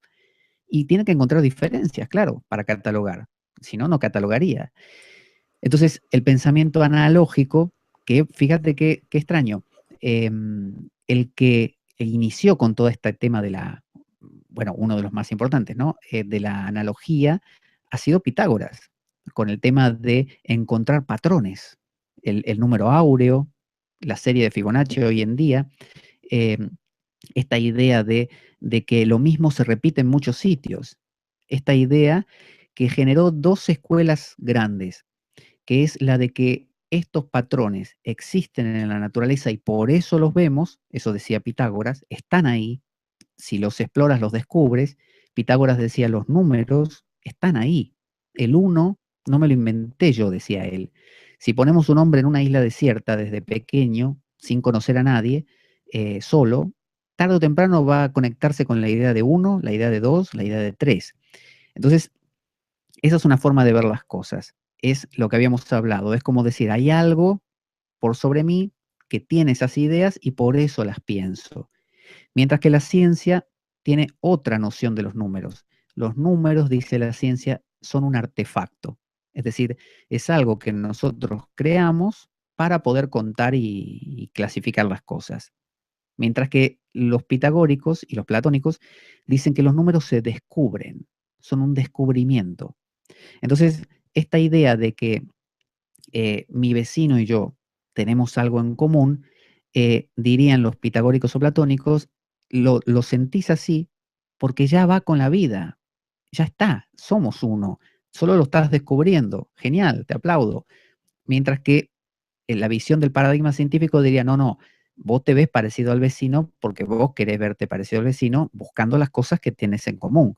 Y si no las buscaras, no las encontrarías simplemente, porque te las estás inventando, está muy bien, te va a hacer sentirte mejor. O sea, una explicación mucho más generada desde el antropos, desde mí, porque se me ocurrió a mí. Mientras que la visión platónica es una visión donde todo, sí, No, sí, continúa, por favor. todo proviene de lo metafísico. Alguien me pregunta ahí por Periscope, que está transmitiendo también, que de dónde soy. Soy de la Argentina. Creo que se nota, no puedo. Oye, y esto de los números también, porque no solamente los pitagóricos utilizan los números para ver un poco más allá. También está en la cabala, la gematría, y estamos el 10 de septiembre, 10 del 9, mañana es 11-9. ¿Qué hay detrás de todo esto? O al menos tu opinión detrás de estos números que de repente aparecen, bueno, cosas tan trágicas o a veces cosas buenas también, y que se ha repetido, es como patrón, este patrón numérico, por ejemplo, el del 9-11. Yo creo que hay o sea, Jung lo llamaba eso sincronicidad. Es decir, no quiere decir sincronicidad que porque yo hoy tengo ganas de encontrarme con un amigo, justo sincrónicamente me lo encontré. No algo que nazca de mí, sino que hay cosas que convergen entre sí y es como si miráramos la vida, tú o yo, a través de la mirilla de una puerta del cerrojo, ¿no? Del agujero, veríamos una visión muy estrecha y cuando alguien cruza por delante de la puerta que estamos mirando, no lo veríamos hasta que justo pasa delante nuestro y lo veríamos nada, un segundo y se vuelve a ir. Y no sabríamos de dónde vino, a dónde va, nada. En cambio, si abrimos la puerta, veríamos más atrás, entonces notaríamos que el tipo está viniendo, está viniendo. Luego pasa frente a nosotros y vemos hacia dónde se dirige, qué es lo que tiene pensado hacer. Es decir, puede verse cuando uno abre la puerta, puede tenerse una visión mucho más completa de la realidad o de lo que entendemos por realidad, como dijimos a un comienzo. Jamás puede captarse la vida tal como es. Nunca lo sabremos, no sabemos qué es la vida, pero nuestro paradigma puede crecer muchísimo cuando tomamos en cuenta esto que dices, patrones. Patrones que a veces obviamente sí se colorean con nuestro ego, por así decir, que dice, mira, justo ayer pasó tal cosa y vi una matrícula con el número tal, y hoy tal cosa y es el día tal, y uno le hilvana porque a uno le apetece, uno tiene ganas. Pero si uno se sale un poco de su individualidad y empieza a ver estos patrones grandes, bueno, empieza a notar cosas repetitivas y puede predecir. Yo creo que aquellos que podían ver un Nostradamus o gente así, o los profetas simplemente, eran gente que por algún método, trance, oración, lo que sea, ingestión de plantas, disminuía su razón, su lógica racional y se permitía abrir la puerta. En lugar de mirar por el cerrojo, abrir la puerta y empezar a notar esas conexiones, que pueden ser así, pueden ser numéricas, pueden ser conexiones de acontecimientos, ¿no? Que se van repitiendo. Es lo que te decía de la espiral, lo que tú citabas también, que cuando uno ve a algo repetirse muchas veces, ya puede predecirlo. Si yo veo a una persona que pasa por la calle en moto a 200 por hora por mi calle, yo puedo predecir que se va a dar un tortazo contra algo. Puede verlo, digamos. Lo puedo ver, pero si yo simplemente me dejan ver por un agujerito y lo veo pasar en moto, ni me entero ni de dónde viene, ni a qué velocidad viene, nada. En cambio, si yo abro la perspectiva, veo mejor. Por eso, los paradigmas, si bien ninguno son la realidad, hay paradigmas más amplios que otros y que, entre comillas, te hacen más feliz que otros. Hay paradigmas que te permiten una visión más omniabarcante, más rica, ¿no? Más consistente. Y hay otros paradigmas que son tan simplones, tan reducidos, que lo que generan es lo que tú dices, resentimiento, ganas de es el síndrome de inseguridad. Cuanto más inseguro me siento, más lastimo al otro, porque es la manera de sentirme importante. Entonces, si yo me siento poca cosa, no como Pablo, sino como ser humano, voy a querer dominar a la gente, talar el Amazonas, contaminar el mundo, matar a los animales con una escopeta, ¿qué me importa? Y cuanto más mate, mejor, porque más importante me siento. Yo tengo el poder. Básicamente, eh, el querer tener más poder, así cotidiano, es un indicio de falta de conexión con lo metafísico. Normalmente las personas que tienen conexión con lo misterioso, con lo metafísico, con lo que no tiene definición y no puede conocerse, con eso, además de vivir con esa sensación de inquietud, de temblor o temor, como se dice, temor de Dios es simplemente ves algo tan grande que te conmueve, nada más, ¿no? Entonces, quien tiene este contacto normalmente es una persona mucho más amable, mucho más tranquila. Si yo me siento a meditar, diariamente, regularmente, o a orar, ¿no? Contemplativamente, no la oración de Dios dame tal cosa, Dios dame salud, ayúdame a tal cosa, no, no, contemplación, como decía San Juan de la Cruz, advertencia amorosa. Te quedas ahí en silencio, advertís simplemente, percibís exactamente lo que se hace en el budismo zen, en el zazen, por ejemplo.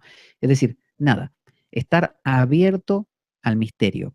Si yo pienso, oh, voy bien, ¿eh? Mirá la paz que tengo ahora. Ya está, otra vez estoy del lado del antropos. Entonces yo lo que quiero es disolver el antropos, no para fundirme en el theos, ¿no? En lo metafísico y no volver nunca más. Porque el Buda volvió, Cristo se encarnó, Krishna bajó. Es decir, siempre hay un regresar. Krishna va a volver otra vez, Cristo va a volver otra vez, todos volvemos. Los 10 toros del Zen, en la última viñeta, el personaje vuelve del nirvana. La idea del bodhisattva es la idea del que Sí, regresa. yo creo que es muy importante Entonces, esa conexión metafísica. Pero, por ejemplo, hay en la religión a veces muchas guerras también, y guerras de religiones. De hecho, las está viendo en Europa ahora, más o menos con el catolicismo y el islam. sí, Y pareciera también que la metafísica se puede tergiversar. claro que sí. Entonces, ese contacto metafísico, ¿cómo uno podría saber cuándo es real o cuándo se está tergiversando? Porque la misma también ese contacto puede llevar a esa... Uh-huh. De lo metafísico uno no puede saber nada, básicamente. Por eso se dice el dicho, Claro. el que dice que sabe no sabe, sencillamente. El Tao que puede expresarse en palabras no es el verdadero Tao. Nadie conoce al Padre, nunca ha visto nadie al Padre. Moisés tenía miedo de ver a Dios en la zarza ardiente porque los judíos decían, el que ve a Dios muere, ¿no? Entonces, se trata de eso, que no se puede nombrar lo metafísico. Cuando a lo metafísico lo nombramos, lo catalogamos y lo convertimos en una especie de, no sé, de teología, bueno, ahí tenemos un problema, porque ahí surgen los fanatismos y las guerras porque nos apropiamos de lo inapropiable e intentamos convertir aquello que es eh, innombrable, de lo cual las palabras retornan sin poderlo tocar, en algo. Cuando convertimos a Dios en una cosa, al silencio, al nirvana o a lo que uno quiera, en una cosa, hay guerras En obviamente una ideología, en una ideología, en como cualquier por ideología. ejemplo el sionismo, porque claro, la visión, digamos, judía es muy amplia, muy metafísica y muy rica, pero Mm. también se ha convertido en algo también como el sionismo. Claro, porque tú dijiste ideologías. Cualquier logía, ¿no? Ya sea la geología, la, no sé, la psicología, son logías, viene de logos. Logos es palabra, ¿no? Verbo, palabra, explicación. Entonces, la psicología es una explicación acerca de la psique. La cosmología es una explicación acerca de cómo se generaron las cosas. Toda explicación no es la cosa, sino que pretende señalar hacia la cosa. Entonces, es como si alguien tuviera una experiencia mística y se encuentra con un amigo y el amigo le dice, contame cómo fue. Bueno, cuando intenta contarle cómo fue, ese es el logos, ese es el logía. Entonces, nunca va a ser igual lo que yo te cuente de lo que experimenté. Por eso es que toda experiencia mística que se experimenta no es experiencia mística. O sea, si yo digo, ay, esto era Dios, mirá, en la meditación, no es Dios eso. O, estoy en el Zen, en el Zazen, digo, esto es la mente vacía. No, estoy pensando otra vez, no es la mente vacía. Entonces, todos los caminos místicos dicen que cuando, cuando uno está vivo, el contacto o la participación con lo metafísico nunca es total, porque siempre hay un antropos, siempre hay un yo que sigue ahí encendido, a veces más, a veces menos. Pero claro, el que toma contacto regularmente con lo metafísico es como si tuviera una especie de rocío dorado que se le mete por los huesos y lo impregna. Entonces, haga lo que haga, va a estar impregnado de eso. Entonces, se trata de impregnarse regularmente, cada vez más, profundizando, porque es infinito, eso es lo que tiene de bueno. Lo metafísico es encantador, fascinante, porque a diferencia de las cosas siempre pueden gratificarme, pero también pueden hartarme, porque llega un punto que la repetición de la misma cosa me fastidia y quiero más, Claro. diferente. En cambio, lo metafísico, como no lo puedo encuadrar en nada, si me fastidió lo metafísico, si me cansó, es porque no toqué lo metafísico. Lo metafísico, por definición, claro, es como si alguien dijera, hice Zazen durante 6 meses ya, estoy cansado del silencio. No toqué el silencio. En realidad lo único que hice fue relajarme un poco. Si yo hubiera realmente tocado el silencio o participado del silencio, sería algo que lo vería como un agujero negro, como una cosa, Ujú. pero grandiosa, infinita, que jamás podría hartarme porque no la puedo abarcar. ¿Cómo me va a hartar algo a mí que me sobrepasa por todos lados? Ujú. Bueno, vamos a mandarle este video, parece, a Benjamín Netanyahu, para que nos dé su opinión de lo metafísico. Oye, les recuerdo a los que están ahí que pueden preguntarle algo a Pablo, porque ya vamos a empezar con una sección pronto de preguntas, ya rebasamos la hora. Así que, bueno, Pablo, también me gustaría que nos pudiera explicar un poquitito acerca del lenguaje pragmático, porque tiene que ver con cómo ha cambiado el pensamiento actual moderno, a lo que era el Mm. pensamiento, digamos, más metafísico, justamente, donde las palabras decían mucho más de lo que dicen ahora. Y esto tiene que ver también con la ciencia, ¿cierto? ¿Cierto? Sí, eso tiene que ver con lo que decíamos antes, con lo de los estoicos, los cínicos. Fíjate que la filosofía platónica, la filosofía pitagórica, y cuando hablamos de Pitágoras, tú sabes que Pitágoras viajó, como todos los filósofos clásicos de esa época, a Egipto, eh, a la India inclusive también. Plotino viajó a Egipto. Plotino quiso ir a la India y finalmente no pudo porque el rey al que le acompañaba en una campaña, al final casi lo matan al rey también y tuvo que regresar. Pero ellos bebían de Egipto, que después dio origen a la filosofía hermética, ¿no? Después de Cristo. Por eso era muy rica esa filosofía en cultos mistéricos. Los griegos, con sus cultos eleusinos, los misterios eleusinos y dionisíacos y todo esto, también lo bebían, era una copia de lo que habían aprendido en las casas de la vida egipcias. Em, entonces, Pitágoras, Platón, tenían estas dimensiones metafísicas, como tú dices, con palabras que eran tan amplias que definían cosas muy sutiles.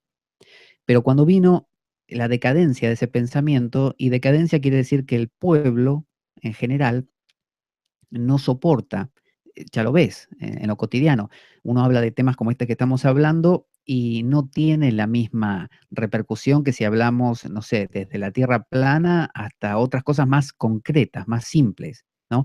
Más esto es esto y aquello es aquello. En cambio, hablar de cosas así tan amplias, tan profundas, no gusta tanto. Y no gusta tanto porque eh, justamente implica una participación mayor. Entonces, como se quiso capar todo, estas filosofías empezaron a hacerse cada vez más prácticas, más empíricas. Y aparecieron los estoicos que básicamente, si dividimos en tres las cosas que la filosofía puede aportar, una es la metafísica, la dimensión profunda de las cosas, lo innombrable; otra es el ethos, la ética, cómo debo comportarme para ser feliz; y lo último es el episteme, es decir, el modo en que puedo llevar esto a cabo, cómo debo pensar, de qué manera aplicarlo, ¿no? De qué manera funcionar. Eh, se ha capado lo de arriba y ha quedado un mundo de ethos y de episteme. Es decir, un mundo donde se nos dice cómo hay que comportarse, qué hay que hacer y qué no. Por ejemplo, come esto para estar más sano, haz más deporte para cultivar no sé qué. La solución para tener una pareja feliz es esto y esto, cumple las 10 reglas de la pareja feliz, y cosas así. Claro. Sí, y la episteme, que es el modo, ¿no? El modo de llevar todo esto a cabo. Eh, Ahí hemos quedado, pero es porque es lo que queremos. Queremos esa simplicidad simplona, que a la larga entra en una decadencia tan grande que genera la apocatástasis, no, la apocatástasis no, bueno, no me sale la palabra que quiero decir, como una escatología, como que se llega al final donde todo llega a bueno, otra palabra, a un choque, un apocalipsis, y todo vuelve a buscar más profundidad. Es decir, que en espiral va a llegar un momento donde la gente va a decir, bueno, pero igual necesitamos algo más profundo, y se va a regresar a lo platónico, no en minorías como ocurre hoy, sino de maneras a veces más grandes. Y va a ser moda de repente, ¿no? Y mucha gente lo va a hacer. Pero después eso también va a decaer y va a volver a caparse y más adelante va a volver a surgir. Y son procesos así, como ondulantes, ¿no? Suben y bajan, suben y bajan.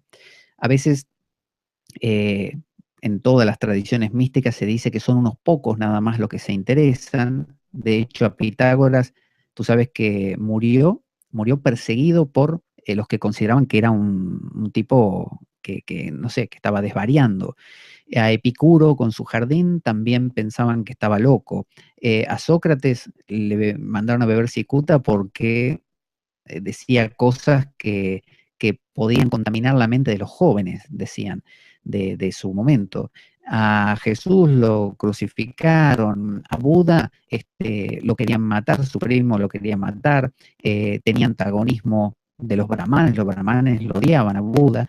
¿Quién más? Bueno, Gandhi y otros tantos. Es decir, siempre que hay un pensamiento que busca una dimensión más profunda, es mal visto por la gente que se dedica a otras cosas, entonces que no le interesa esa profundidad. Por eso es que hoy en día nuestras palabras son, como tú dices, más empíricas, no hay, ni siquiera hay frases poéticas. Viste que ya se dice que sobre todo los jóvenes hablan con 10 palabras, no sé, con 10 palabras dicen todo. Yo no sé en Chile cómo se habla exactamente, o sea, cuáles son las muletillas, pero aquí es como, joder, tío, joder, tío, y no salen de eso. Claro, y te expresan toda una gama de emociones muy limitadas con 6 o 7 palabras, ¿no? Y con algunos sonidos onomatopéyicos, ¿no? Como así refunfuñando. Entonces, como también en la Argentina o en cualquier sitio, eso demuestra un empobrecimiento de los vuelos poéticos. Poesía viene de poiesis, crear. No hay creación, no se crea nada, se repite. Hoy en día se dice que la filosofía se murió. O sea, no hay filósofos, hay historia de la filosofía. Platón nació en tal época y dijo tal cosa. En el Fedón de Platón, Platón le dijo al interlocutor, o Sócrates, pero no hay nada nuevo, nada que se cree, no como esos que decimos, mira, Pitágoras, mira Plotino, las cosas que creó. No hay, no hay. Y así en todos los campos, salvo en casos puntuales. De repente aparece un filósofo que sí tiene ideas nuevas, un, no sé, Jung, un Freud, ¿no? Pero en general, no. Y bueno, yo creo que eso puede revertirse y necesita revertirse.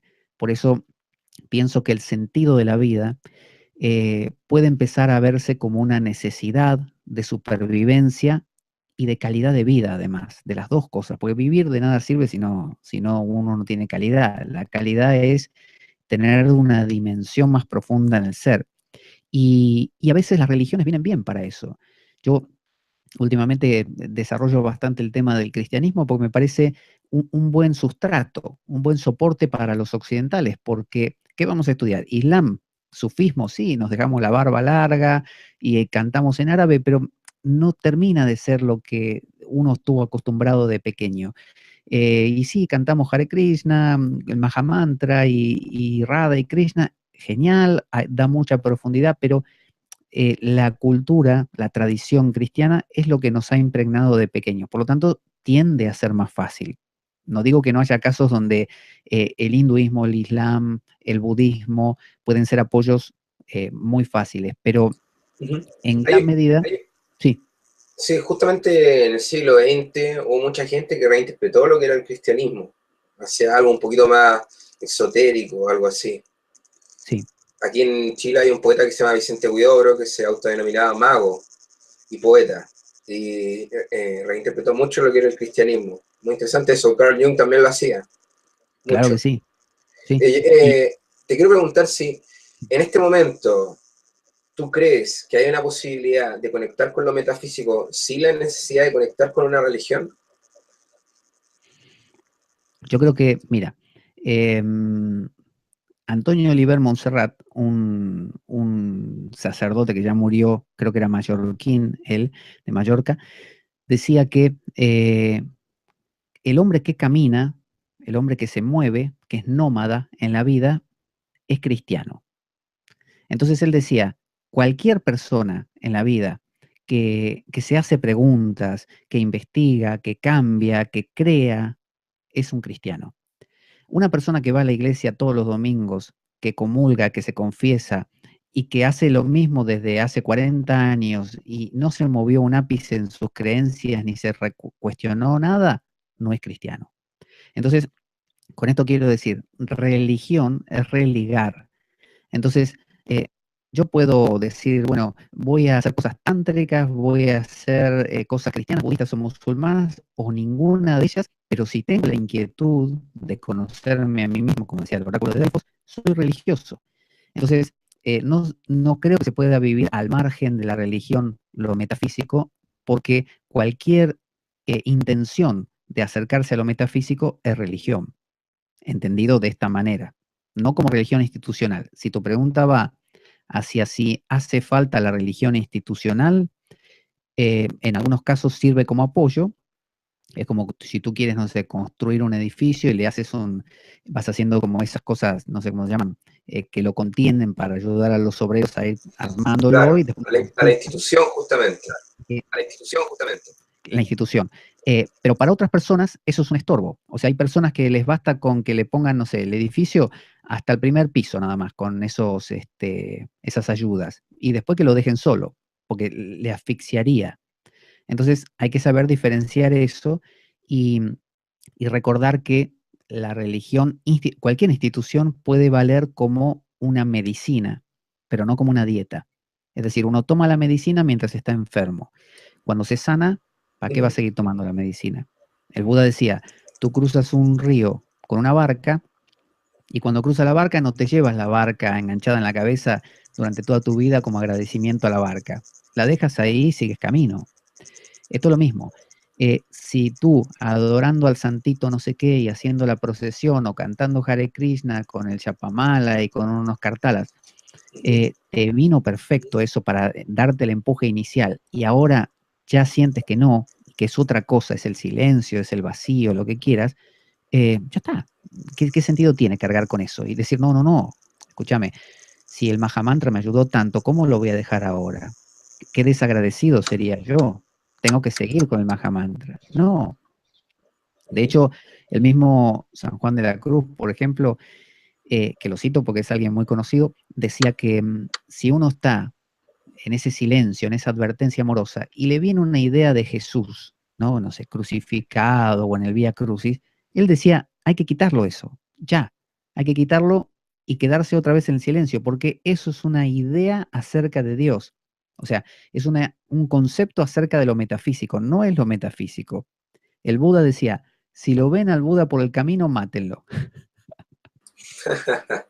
Oye, pero el chamanismo también podría ser una puerta. Yo creo que también es menos compatible con lo que es el ser humano moderno, futurista ya, pero el chamanismo también te hace conectar con lo metafísico. Y también pensaba en el diálogo de Babieca y Rocinante del Quijote, cuando dice, ¿qué metafísico estáis? Es que no como. O sea, los alimentos también pueden influenciar a cómo pensamos y justamente eso metafísico, ¿no? Y el contacto con la naturaleza también podría ser. Porque la Wicca es una religión, de alguna manera, y tiene que ver con los cultos originales, los naturales, ¿cierto? Sí, es que, mira, Pascal, tú vas, por ejemplo, a un bosque o a una montaña y llegas a la cima o en la ladera mientras vas caminando y te das vuelta para mirar el paisaje. Eso que ves ahí, ese verde, esa cantidad de árboles, esos pájaros que cantan, te hacen darte cuenta en ese momento de que eres parte, así minúscula, pero parte integrante de esa totalidad, que tú eres todo eso. Esa sensación que, ¿por qué la buscamos? ¿Por qué nos vamos a la montaña y no nos quedamos viendo tele? Porque necesitamos beber de lo metafísico. Y si lo metafísico no nos viene por la meditación, bueno, que nos venga, aunque sea por la naturaleza, que es muy válido, siempre y cuando eso esté acompañado de una autorreflexión. Si simplemente es una especie de descompresión, no va muy lejos. El camino chamánico no es una descompresión, es una búsqueda, es un camino, justamente. Tan válido, pienso yo, como cualquier otro. Lo que tú dices, claro, no es lo mismo ser un chamán en la época de los incas que ser un chamán si uno trabaja en el medio de Madrid en un condominio de edificios o qué sé yo, de oficinas. Es más difícil, ¿no? Pensar en, qué sé yo, en los espíritus, en las entidades, en los gnomos, como decía antes, en un edificio. Es más fácil tener otros acercamientos que estén más matizados por lo intelectual en este mundo urbano. Entonces, ir yendo de a poco. Uno tiene que caminar desde donde está. Si uno tiene la suerte de vivir en el medio de, no sé, de un bosque, bueno, esos caminos van a ser muy compatibles, los chamánicos. Pero si uno vive en el medio de una ciudad, bueno, quizás sea más el camino que utilice eso, una iglesia, un templo, una mezquita, que van a tener sus símbolos, pero bastante intelectualizados. Entonces, van a ser más fáciles de, más asequibles. Uh-huh. Mira, Matilde Petenguil, un saludo para ti. Ella te pregunta, ¿puede definir en breve la dualidad y la no dualidad? ¿Y cuál de ellas es más conveniente para darle sentido a la vida? Bueno, primero un saludo para Matilde. Gracias por hacer esa pregunta. Dualidad y no dualidad, ¿cuál es más compatible? Hay una expresión hindú que es Achintya Veda Veda Tattva, que la utilizan justamente los Hare Krishna, es decir, proviene de la línea Vaishnava, que quiere decir que la vida en realidad es una inconcebible, o sea, no se puede pretender entender esto, no se puede pretender inconcebible, Achintya, Veda a Veda, o sea, unido y separado, tatua. Tatua es proposición. Proponemos esto, que la vida es una unidad y una diversidad a la vez. ¿Qué quiere decir esto? Que yo soy un antropos y como antropos, llámeme a mí mismo Matilde, Pablo, José o Pascal, eh, como antropos yo voy a ser dual. Es decir, yo voy a seguir sintiendo que me llamo fulano, que afuera de mí hay cosas, eso no se quita nunca, sigue estando. Entonces, la dualidad por sí misma no me va a dar la felicidad porque voy a sentir siempre que hay un otro. Y como decía Sartre, el infierno es el otro. Siempre el otro me va a parecer problemático, ¿no? Porque si yo tengo un otro que es, no sé, el micrófono, puede descomponerse. Si es el vaso, puede romperse, ¿no? O puede quemarme si tiene un líquido caliente. El dualismo siempre me genera dolor, pero al mismo tiempo me ayuda a saber que existo. El antropos existe gracias al otro. O sea, si no hay dualidad, no estoy yo. Y si no estoy yo, la vida no tiene gracia. Ahora, si solo me quedo en la dualidad, me empieza a faltar profundidad. Necesito tener una sensación de que soy parte de algo más grande. Si no, es como si yo me sintiera un hígado enfrentado al riñón, enfrentado al intestino, y me molesta el intestino y lo quiero empujar, y me molesta no sé, el corazón porque hace ruido. En cambio, si digo, no, momento, yo soy parte de un organismo, soy un organismo entero. Esa es la no dualidad, soy un organismo, se llama Pablo, ¿no? Y incluye, no sé, uñas, piel, pelo, no mucho, pero otras cosas, y todo incluido yo, el hígado. Por lo tanto, soy parte de esta totalidad. Eso me hace más amigable, más dulce, o sea, la no dualidad, el contacto con lo ¿Eres siete? metafísico. ¿Eres siete? ¿Eres 7 ¿Sí? al no ¿Cómo? ser dual? ¿Eres No te número entendí la 7? palabra. ¿Eres número 7 al no ser dual? Tomando un poco de numerología, con el 6, la dualidad, el 7. Yo, el 7, si lo entendemos bajo la numerología, por ejemplo, que aparece, como habíamos hablado la otra vez en el Apocalipsis, el 7 es el proceso de escalonamiento, ¿no? Los 7 sellos que se rompen, las 7 plagas, son cosas que ocurren paulatinamente. Por lo tanto, no se toma como un número de no dualidad. Se tomaría como no dualidad, ya sea el 1 o el 8, ¿no? Que es el número O el de 0. equilibrio. O el 0, claro, el número del sunyata, el sunya vacío, que es un número que lo aportaron los hindúes en realidad. Nosotros usamos números que llamamos arábigos de los árabes, pero los árabes tomaron el 0 de los hindúes. Mira, Rafa de España dice, se dice dualidad renegada y neutralidad plena. Dualidad renegada y neutralidad plena. No sé por qué lo dice así. O sea, ¿a qué quiere apuntar? Para completar la idea anterior, permíteme que Sí. diga, la no dualidad, cuando uno vive en un estado de no dualidad, si es que eso fuera posible sin antropos, o sea, quitar el antropos, no habría experiencia de vida, por lo tanto sería insatisfactorio, es decir, no habría ni placer ni dolor, uno no sería. Cuando uno es el ser mismo, ¿no? Si yo soy Pablo entero, el hígado ya no tiene individualidad. En cambio, justamente la propuesta es ser un equilibrio entre el hígado y Pablo. Entonces el hígado sabe que es parte de un organismo más grande y por eso está tranquilo, pero y no se siente amenazado, pero al mismo tiempo mantiene su identidad personal como que, bueno, pero después de todo soy un hígado, no soy un riñón, ni soy el pulmón, ni soy un corazón. Entonces, la idea es encontrar ese equilibrio entre ambos. El dualismo siempre causa dolor, pero es el que permite la experiencia de estar vivo, por ejemplo, de saber que soy, ¿no? Y por lo tanto el placer y el dolor, las dos cosas. La no dualidad es lo que si uno se sumerge en ello, desaparece todo. Si uno se sumerge un poquito o de a ratitos, uno empieza a tener una dimensión, un sentido de vida diferente, más completo. Por eso no dualidad se llama así, no dualidad y no unidad. Porque alguien dice, ¿por qué no se llama la unidad? Y porque la unidad hace referencia a que muchas partes se unieron o que hay una unidad diferente a la diversidad, por ejemplo, o el uno diferente al otro, mientras que decir no dual es como decir no es dos. ¿Y qué es? Bueno, no sé, pero dos no es.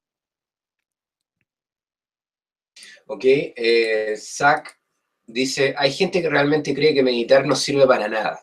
Yo pienso que todo sirve, lo bueno o lo malo. Meditar no se trata solo de cerrar los ojos y decir Om. Puede ser una Mm. reflexión también. Bueno, vamos a dividirlo en dos partes. Que no sirve para nada. Ese es nuestro mundo. Las cosas tienen que servir para algo. Uno pregunta, la meditación, ¿y para qué sirve? O comer eso o ese deporte o haces yoga, ¿y para qué sirve? ¿Qué me aporta? ¿Qué me da? En lugar de eso, si nosotros pensáramos al revés, es como decía el tío Sam de los Estados Unidos, que decía que te apuntaba con el dedo, ¿viste? El de la imagen esa con esa chistera, esa galera con la bandera Sí. de norteamericana, y decía, no preguntes qué puede hacer tu país por ti. Pregunta qué puedes hacer tú por tu país, ¿no? Eso para que te enlistaras y fueras a la guerra. Entonces, si uno pregunta, ¿qué puede hacer lo metafísico por mí? No funciona, porque vuelve a ser un acento en el antropos. Por eso todas las tradiciones místicas te enseñan y te dicen, no, no, deja de preguntar en qué me sirve esto, ¿no? ¿Para qué me puede dar a mí? ¿Qué me aporta? Sino al revés, se trata de una autoinmolación. No habría autoinmolación si uno dice, mejor aparta de mí este cáliz. No, la autoinmolación ocurre cuando dice, bueno, que se haga tu voluntad y no la mía, finalmente. Entonces, de eso se trata. ¿Y cómo era la otra parte de la pregunta? Que no es solo cerrar los ojos y decir Om, que hay que entrar en una Claro. reflexión. ¿Mm? Bueno, justamente cuando se habla de la oración, en el cristianismo se dice que existe la oración verbal, también llamada meditación, o la contemplación. Los hindúes dicen que existen distintos tipos de samadhi, ¿no? De unión. Uno es vichara y otro es nirvichara, o uno es savikalpa y otro es nirvikalpa. Es decir, ¿en qué se diferencian? En que tanto la oración mental o meditación, ¿no? De dar vuelta a las cosas, voy a meditar este problema, voy a meditarlo, es pensar. Entonces los hindúes dicen, si tú te sientas y meditas en los chakras, meditas en un mantra, meditas en la energía kundalini que sube y baja, meditas en la figura de Shiva, o si eres cristiano y te sientas a meditar pensando en Cristo que llevaba la cruz, en la Virgen María, no sé qué, todo eso entra dentro de lo que tiene forma. Mientras que lo que aquí en Occidente se dice, voy a meditar, en realidad lo que queremos decir es voy a contemplar. Es la oración contemplativa, como en el Zen. Es sentarse simplemente a nada, nada de nada. A veces con la ayuda de la respiración o de un mantra un rato para que no se vaya mucho la mente a los pensamientos y pueda regresar, pero donde regresó y se quedó. Entonces, existen esos dos tipos de enfoque, el que utiliza el pensamiento y el que se deshizo ya del pensamiento, o que toma de a ratitos un poquito un pensamiento como una palabra corta para centrarse y cuando se centró lo suelta. Se entiende que es más profundo la aproximación contemplativa. La meditación, como dicen los hindúes, sin forma, ¿no? Nirvichara, sin reflexión, nirvikalpa, sin modificación mental. Pero claro, no se puede pretender que una persona que vive una vida a toda velocidad, corriendo del autobús al tren y después en el trabajo está todo el tiempo con ambiciones de querer superarse, mejorar y que le paguen más y convencer a fulano y que llegue a la casa y ve la tele y el partido y todo y que después se siente y silencie la mente en un santiamén. No se puede. La inercia te gana. Por eso decía Platón que se trata de llevar toda una vida acorde para poder, llegado ese momento, entrar en ese estado. Entonces, él decía, hay necesidades necesarias, en la República lo dice, y necesidades innecesarias, que el filósofo debe llevar una vida donde solo lleve a cabo las necesidades necesarias, porque la dispersión excesiva, él decía, si te vas a dormir y antes de irte a dormir estás debatiendo con los amigos, cuando duermas vas a soñar cualquier cosa. En cambio, si antes de dormir hablas de filosofía, lo que sería el equivalente a, no sé, te sientas a meditar o a contemplar, cuando estás soñando sueñas otro tipo de sueños. Entonces, ¿de qué va a depender que uno aborde uno de estas dos ramas? Bueno, del nivel de desconexión que tenga con lo metafísico. Si tiene un nivel mayor de conexión, bueno, va a ser más fácil, él mismo va a notar que el mundo y placentero. Ok, Pablo. Joel Ben dice, hay que practicar la meditación Kawa de los incas. ¿Tú sabes algo de eso? No, no la conozco, pero puedo decirle que cualquier tipo de meditación y práctica espiritual bien enfocada y con conciencia es buena. Es decir, yo no conozco esa en particular, pero si como propósito tiene, o sea, el índice lo vemos aquí.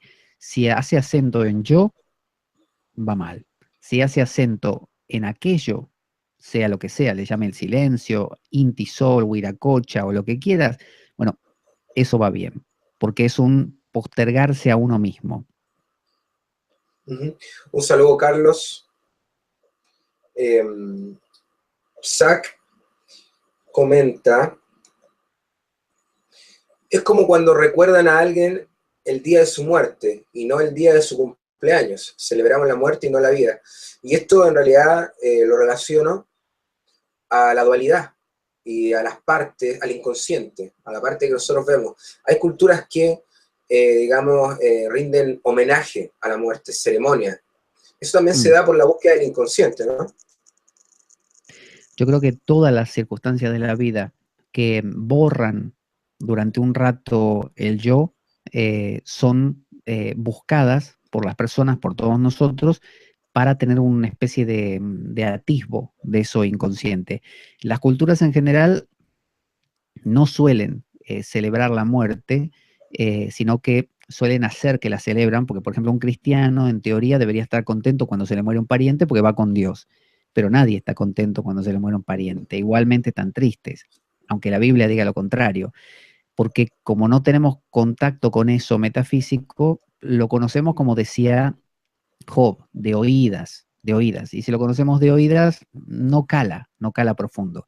Entonces, aplaudo a cualquier cultura que celebra la muerte y que se alegra de que esa persona esté haciendo ese pasaje, esa transformación, esa mudanza. Ok, Pablo.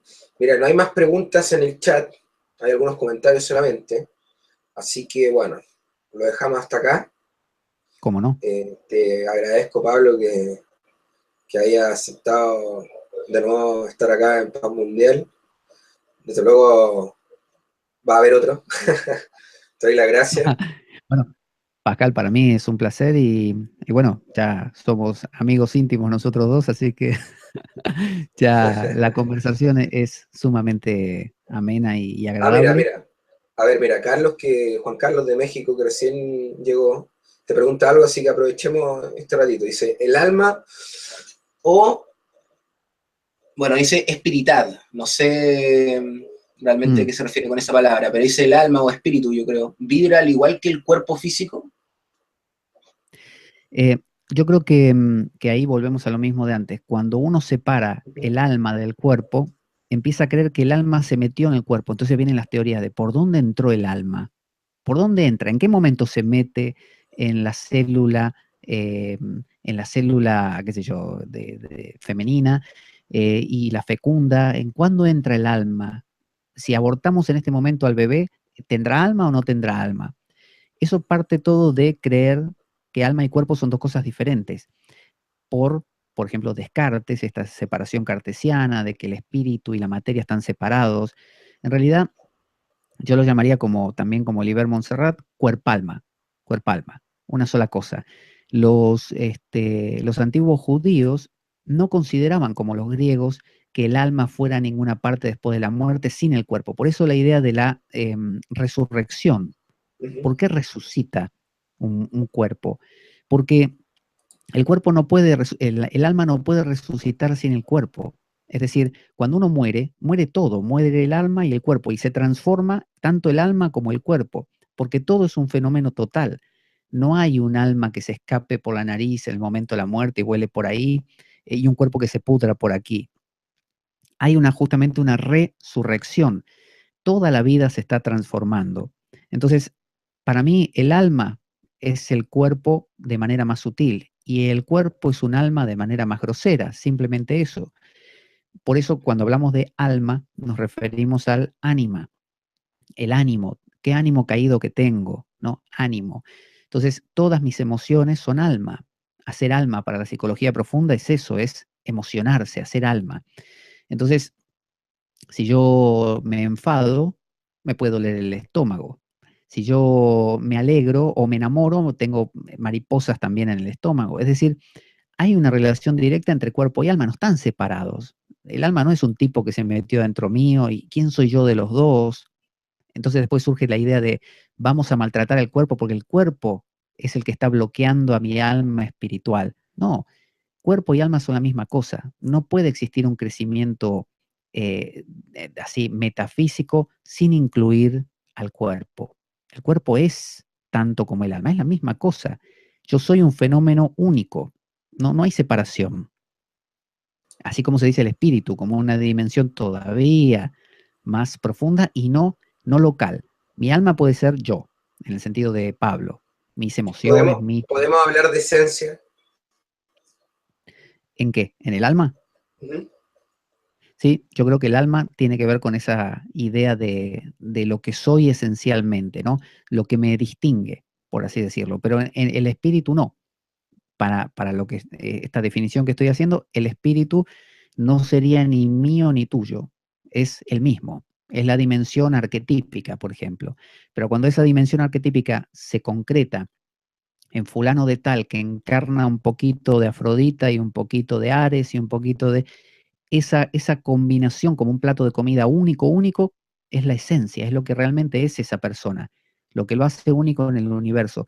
Pero ese Afrodita mezclado con Ares está en su cuerpo también. Por eso una persona cambia la fisonomía según esté preocupado o no. Es decir, ¿cómo va a redimirse solo el alma? Se redime todo un ser, el cuerpo también. Por eso es que cuando ocurren las curaciones, a veces estas que míticamente se representan en los evangelios, donde Jesús curaba a uno u otro, les curaba el cuerpo también, un leproso, un ciego, porque a veces nuestro cuerpo se resiente de lo que sentimos y pensamos. Y cuando alguien nos sana emocionalmente, no sé, con un abrazo, nos mejora la salud. Es la misma cosa. Bueno, Pablo, muchas gracias, muchísimas gracias por haber estado acá. Vamos a terminar con una pregunta que le voy a hacer a los que están escuchando. Es, ¿de dónde venimos? ¿Hacia dónde vamos? ¿Quiénes somos? En vez de haber dado respuesta, háganse esa pregunta para que esto termine con un signo de interrogación Muy y no bien. con una respuesta ya concreta. Muchísimas gracias, Pablo. Muchísimas gracias a todos ustedes. Estamos aquí en la próxima charla. Un abrazo. Gracias, Pascal.